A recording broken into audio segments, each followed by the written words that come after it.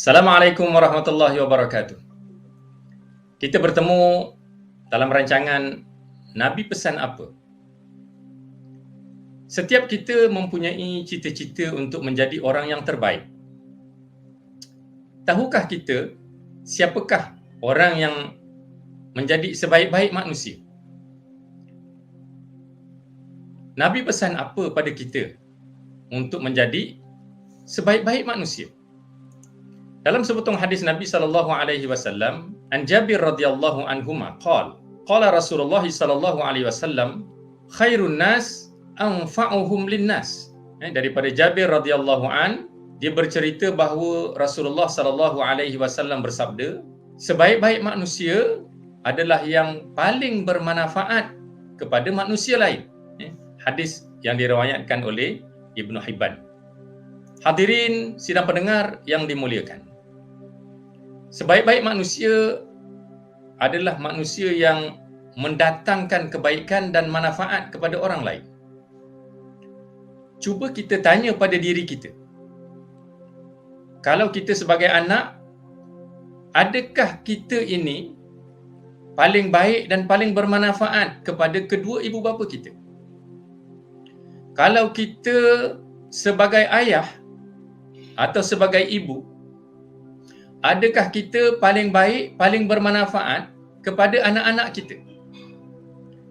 Dan kalau kita sebagai anggota sebuah organisasi, adakah kehadiran kita itu paling bermanfaat kepada organisasi kita?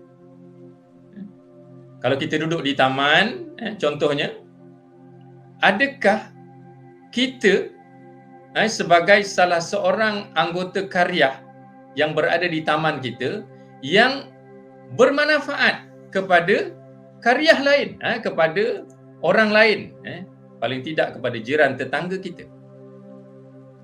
Tuan-tuan hadirin yang dimuliakan, setiap kita ini ada kelebihan masing-masing.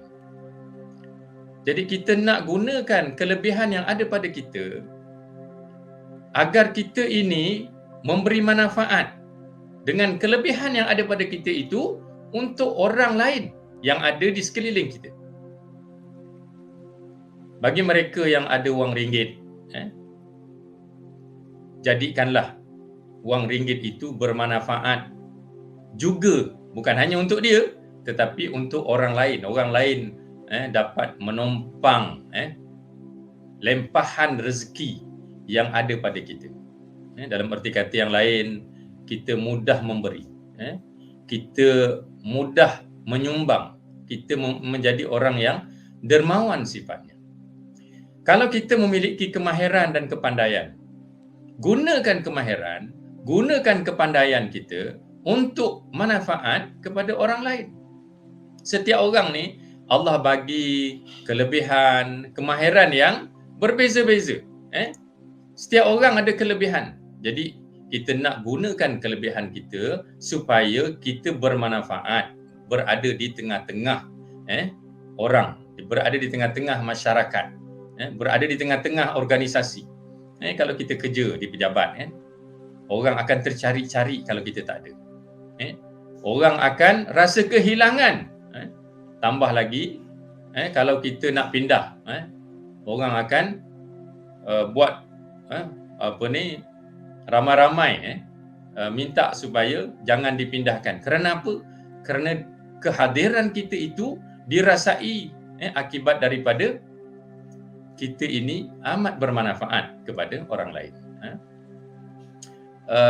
Jangan sampai keberadaan kita di tengah-tengah orang lain, di tengah-tengah masyarakat, satu, tak dirasa, yang kedua, orang menyampah. Menyampah betul dia ni. Dengar nak pindah, orang buat kenduri kesyukuran sebab dia ni pindah. Kita tak naklah seperti itu.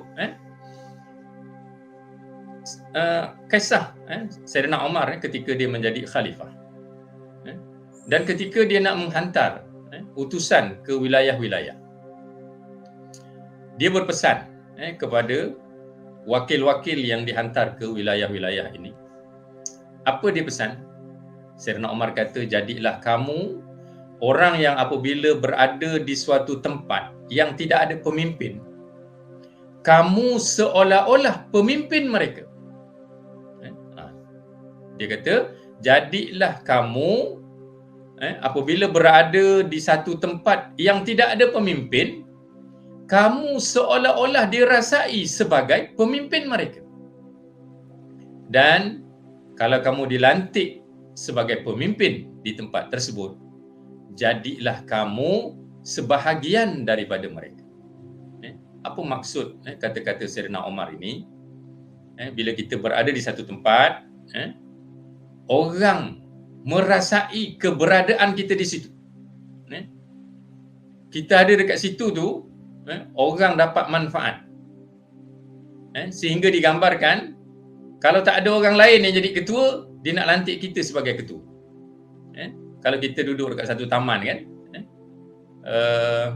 bila pergi kat masjid, walaupun mungkin kita bukan ustaz, tapi orang tahu kita punya kelebihan, kita punya kepakaran. Diminta kita jadi pengerusi, diminta kita jadi setiausaha, diminta kita jadi imam. Kalau imam tak datang, kita nak dirasai keberadaan kita. Maknanya keberadaan kita di situ bermanfaat kepada orang lain. Dan inilah satu daripada karakter yang dipesankan oleh Nabi SAW kepada kita, agar keberadaan kita di satu-satu tempat bermanfaat kepada orang lain, dan kita diharapkan untuk senantiasa bersama dengan mereka. Selalu orang sebut keberadaan kita itu diharapkan dan ketiadaan kita ditangisi. Kita tak nak jadi orang yang ada tak menambah, tak ada tidak mengurang. Ada tak bermanfaat, tak ada dia kata lebih baik. Lebih baik. Malanglah kalau ketiadaan kita di satu-satu tempat itu senantiasa dinanti-nanti. Dia kata kalau dia ni tak ada, gembira kita, dia kata. Dia dengar orang tu nak pindah, dia dengar kawan ni nak pencen, bersyukur sangat, dia kata. Jadi tuan-tuan yang dimuliakan, jika kita menjadi pemimpin, jadilah pemimpin yang bermanfaat kepada pengikut. Pemimpin yang bukan hanya disukai, tetapi kehadiran kita itu banyak membantu mereka. Kalau kita menjadi pengikut, jadilah pengikut ataupun ahli, anggota yang berada di satu-satu tempat. Kita senantiasa disenangi, senantiasa dirasakan manfaat kita kepada mereka. Kita tak nak macam yang saya sebutkan tadi, ada tidak menambah, tak ada tidak mengurang. Jadi tuan-tuan hadirin yang dimuliakan, marilah kita menjadi orang yang bermanfaat kepada orang lain. Kita jumpa lagi dalam rancangan Nabi Pesan Apa pada masa yang akan datang. Sekian, Assalamualaikum warahmatullahi wabarakatuh.